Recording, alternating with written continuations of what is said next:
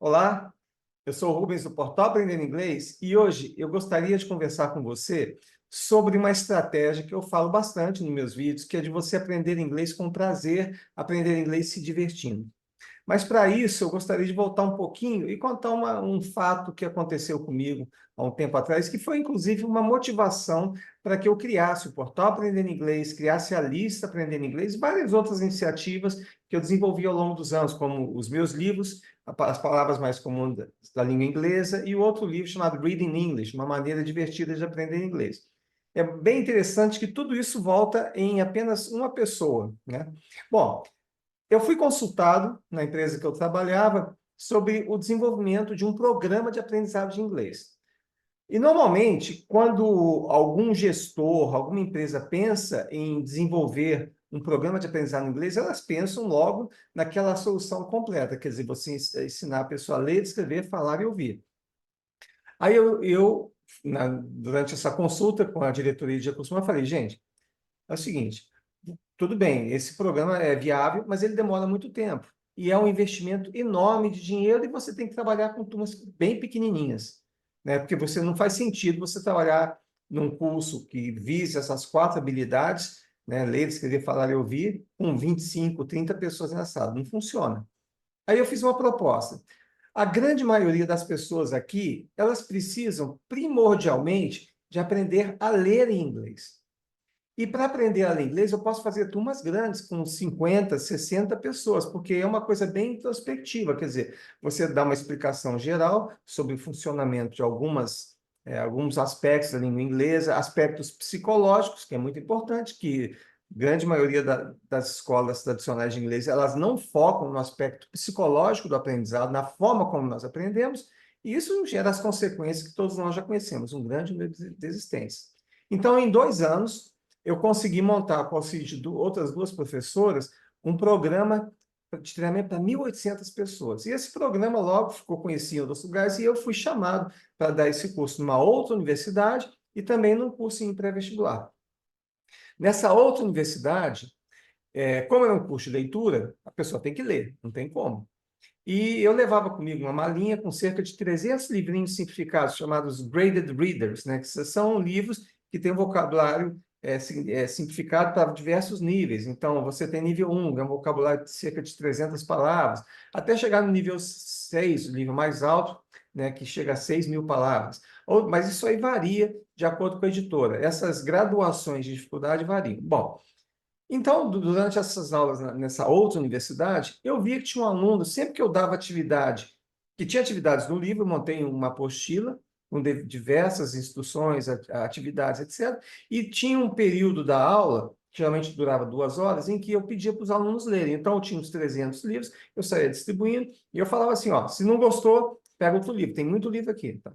E tinha um aluno que ele nunca abria o livro, ele ficava de braço cruzado.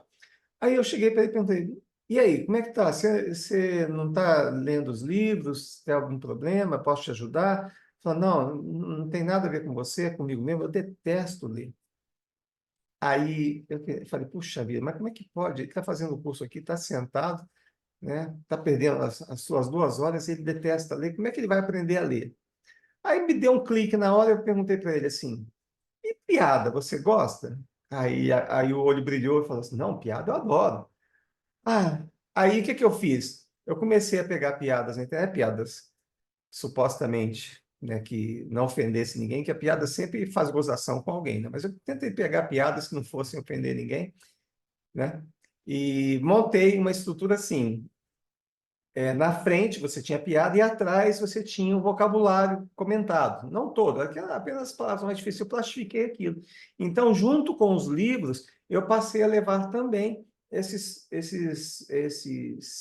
cartõezinhos plastificados. E foi um sucesso.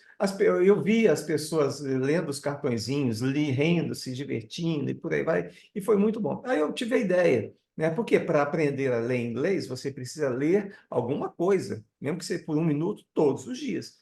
Daí veio a ideia de criar a lista Aprendendo Inglês, que ela começou em 1999 e já completou 24 anos de existência. E o objetivo era justamente isso, todos os dias, por e-mail, logo de manhã cedinho, quer dizer, eu mandava mensagem às 6 da manhã, logo de manhã cedinho, a pessoa, na hora que chegava para o trabalho, abria a sua caixa postal, já via lá a piadinha com vocabulário e comentário. E a coisa foi melhorando, eu também passei a inserir a gravação do texto, de forma que a pessoa podia não apenas aumentar o vocabulário, mas começar a se familiarizar com a leitura, com os sons da língua inglesa, né?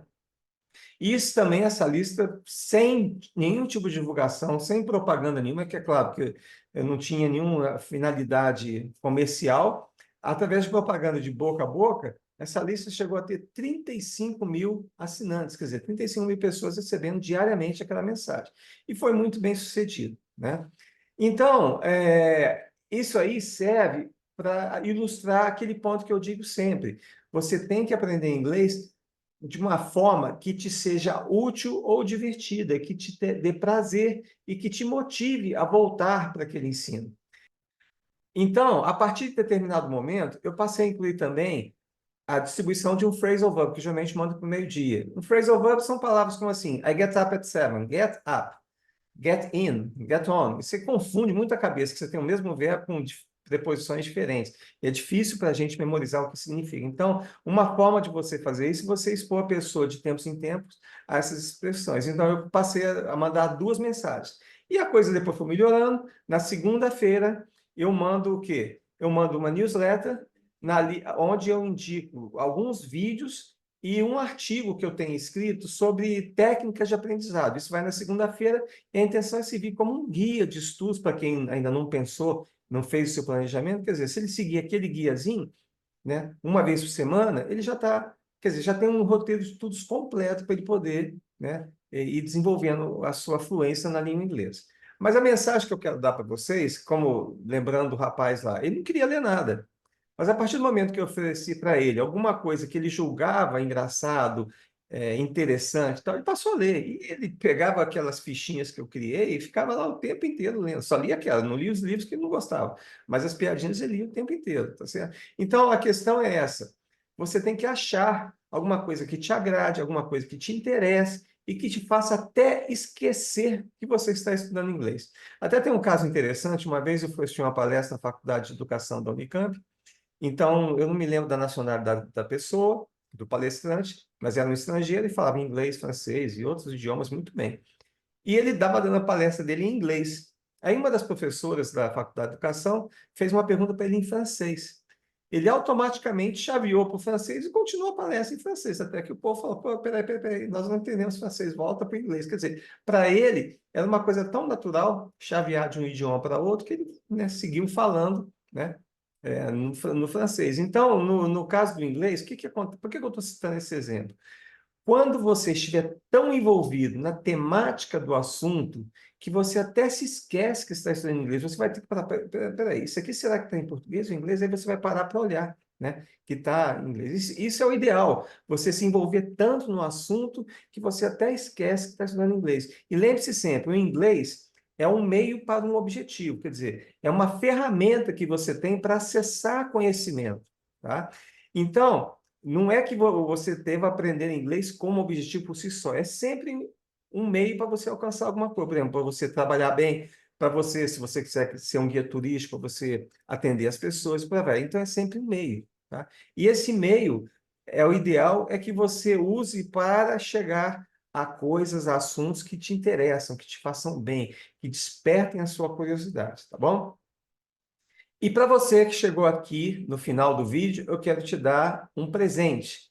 É uma versão em PDF do meu livro As Palavras Mais Comuns da Língua Inglesa. Não é a versão que foi para a gráfica, é uma versão anterior. Mas mesmo assim, está tudo ali e vai te ajudar muito no seu aprendizado inglês. Então, se você quiser uma versão em PDF do livro, é só escrever para mim no endereço que está aqui na descrição do vídeo, que no mesmo dia eu já te mando o livrinho em PDF, tá bom? Então, se você gostou do vídeo, não deixe de se dar o joinha. E se você não está inscrito, se inscreva no canal para ajudar com que a mensagem que eu estou divulgando chegue a mais pessoas que possam, possivelmente, precisar dessa informação para chegar na fluência. Então, muito obrigado e te vejo no próximo vídeo.